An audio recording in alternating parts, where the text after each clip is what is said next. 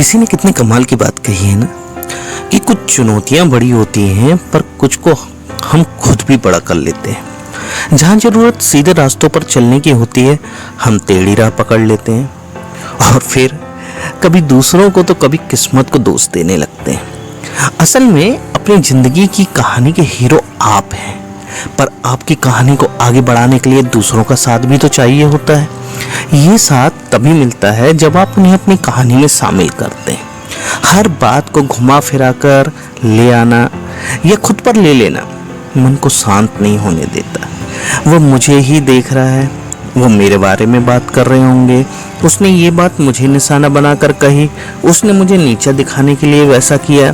दिन में ऐसी कई बातें होती हैं जिनका हमसे कोई मतलब नहीं होता, पर हम उसे अपने ऊपर ले लेते हैं और खुद पर चोट मान लेते हैं। अब आप सोच रहे होंगे कि ये आज मुझे क्या हो गया है, पर यही तो है आज मेरी कहानी का विषय। आदर, अभिनंदन, आभार। नमस्कार दोस्तों, स्वागत है आप सभी का मेरे चैनल शर्मास शोकेस में, जहाँ होती है आपसे स्वास्थ्य परिचर्चा और सुनाई जाती हैं बेहद खूबसूरत और दिल को छू लेने वाली प्रेरणादायक कहानियाँ। तो आज की कहानी, ये कहानी एक सेलिब्रेटेड डिग्निटरीज इन फैमिली बाप और बेटी की है।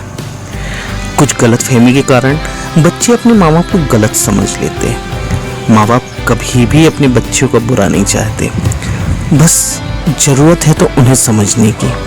शायद तभी एक शायर की ये कही बात बिल्कुल सही लगती है कि वक्त मिले तो कभी जिंदगी के पन्नों को उल्टा कर देखिएगा, वक्त मिले तो कभी जिंदगी के पन्नों को उल्टा कर देखिएगा, आपको वो शख्स याद आएगा।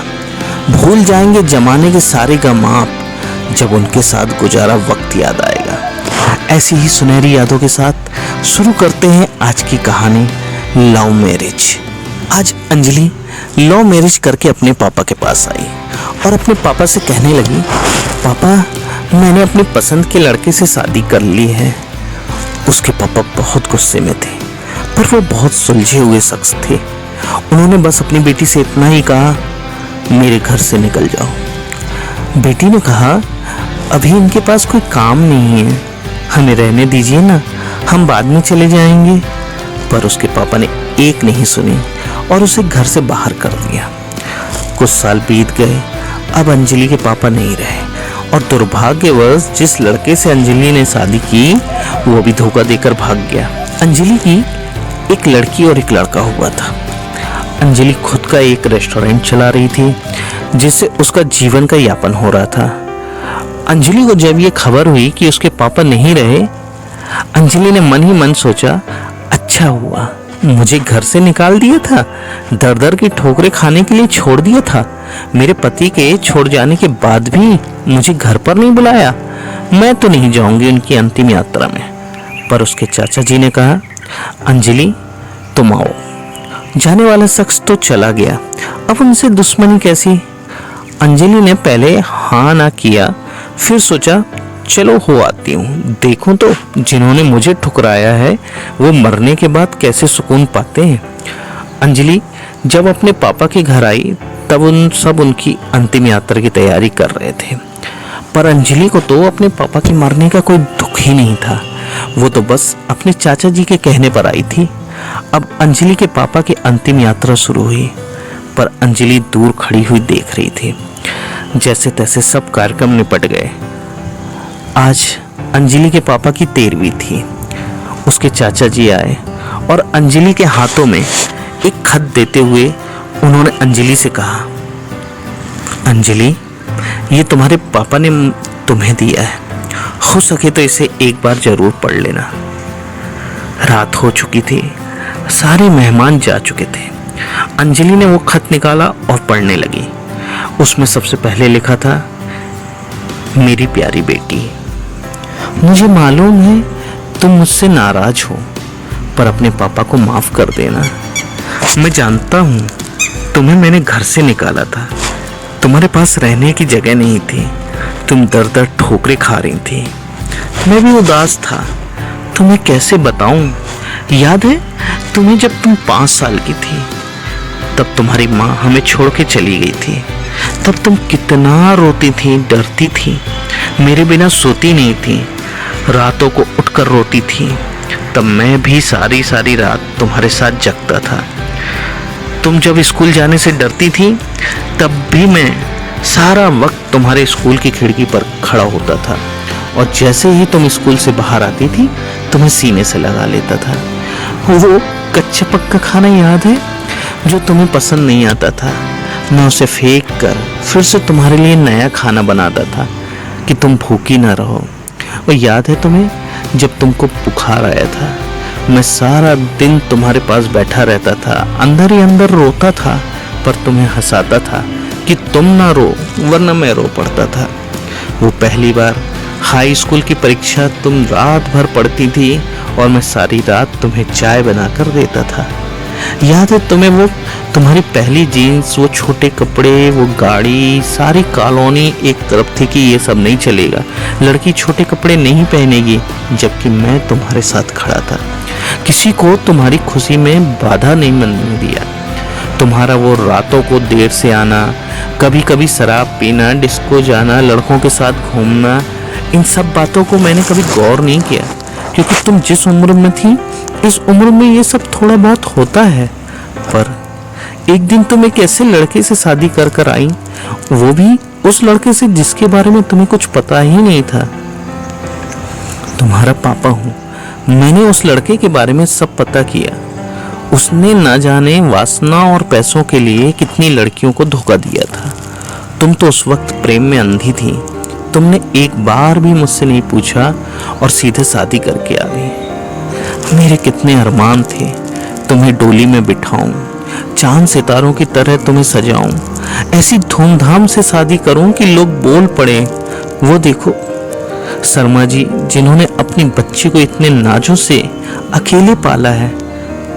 पर तुमने मेरे सारे ख्वाब तोड़ दिए। खैर, इन सब बातों का अब कोई मतलब नहीं है। मैंने तो तुम्हारे लिए खत इसलिए छोड़ा है कि बेटी कुछ बात कह सकूं। मेरी बेटी, अलमारी में तुम्हारी माँ के गहने और मैंने जो तुम्हारी शादी के लिए गहने खरीदे थे वो सब रखे हैं। 2 से 3 घर और कुछ जमीनें हैं, मैंने सब तुम्हारे और तुम्हारे बच्चों के नाम कर दिया है। कुछ पैसे बैंक में हैं जो तुम बैंक जाकर उससे निकाल लेना। और आखिरी में बस इतना ही कहूँगा, काश तुमने मुझे समझा होता। मैं तुम्हारा दुश्मन नहीं था, तुम्हारा पापा था। वो पापा जिसने तुम्हारी माँ के मरने के बाद भी दूसरी शादी नहीं की, लोगों के ताने सुने, गालियाँ सुनी और ना जाने कितने रिश्ते ठुकराए, पर तुम्हें दूसरी माँ से कष्ट ना हो इसलिए खुद की ख्वाहिशें मार दी। अंत में बस इतना ही कहूँगा मेरी बेटी, जिस दिन तुम शादी के जोड़े में घर आई थी ना, तुम्हारा बाप पहली बार टूटा था। तुम्हारी माँ के मरने के बाद भी मैं उतना नहीं रोया जितना उस वक्त और उस दिन से हर दिन रोया। इसलिए नहीं कि समाज, जात, परिवार, रिश्तेदार क्या कहेंगे, इसलिए वो जो मेरी नन्ही सी बेटी सुसु करने तक सारी रात मुझे उठाती थी, आज उसने शादी का इतना बड़ा फैसला लिया, पर मुझे एक बार भी बताना सही नहीं समझा। बेटी, अब तुम भी माँ हो। औलाद का दर्द, खुशी क्या होती है, वो अब दिल कैसे तोड़ते हैं, तुम्हें कैसे लगता है, तुम अब महसूस कर सकती हो। लेकिन मैं ईश्वर से प्रार्थना करूंगा तुम्हें कभी भी ये दर्द देखना ना पड़े। एक खराब पिता ही समझकर मुझे माफ कर देना मेरी बेटी। तुम्हारे पापा अच्छे नहीं थे जो तुमने उनसे इतना बड़ा दर्द उनको दे दिया। अब खत यहीं समाप्त करता हूँ, हो सके तो माफ कर देना। और खत के साथ एक ड्राइंग लगी थी जो खुद कभी अंजलि ने बचपन में बनाई थी और उसमें लिखा था, आई लव यू मेरे पापा। अंजलि रो रही थी। इतने में उसके चाचा जी भी आ गए। अंजलि ने उन्हें रोते रोते सब बताया और एक बात उसके चाचा जी ने भी बताई। और जो बात उसके चाचा जी ने बताई वो सुनकर अंजलि के होश उड़ गए। उसके चाचा जी ने कहा, अंजलि, वो जो तुम्हें रेस्टोरेंट खोलने और घर खरीदने के पैसे मैंने दिए थे ना, वो दरअसल पैसे तुम्हारे पिताजी ने ही मुझसे दिलवाए थे। क्योंकि औलाद चाहे कितनी भी बुरी क्यों ना हो, माँ बाप कभी बुरे नहीं होते। औलाद चाहे माँ बाप को छोड़ दे, माँ बाप मरने के बाद भी बच्चों को दुआ देते हैं। दोस्तों, अंजलि के पापा को सुकून मिलेगा या नहीं मुझे नहीं पता, पर उस खत को पढ़ने के बाद शायद सारी जिंदगी अंजलि को सुकून नहीं मिलेगा। अंत में दोस्तों इतना ही कहूँगा, लव मैरिज करना कोई गलत बात नहीं है, पर यदि इसमें आप अपने माता पिता को शामिल कर लें तो सदा अच्छा रहेगा, क्योंकि जब पत्थर से पानी निकल सकता है तो वो तो माँ बाप है ना, कब तक नहीं मानेंगे।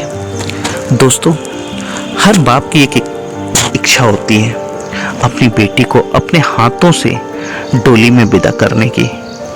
हो सके तो उसे ये सपना मत रहने दीजिए और सदैव अपने माता पिता का आदर कीजिए। तब तक स्वस्थ रहें, सुरक्षित रहें, अपना और अपने माता पिता का ख्याल रखें। नमस्कार।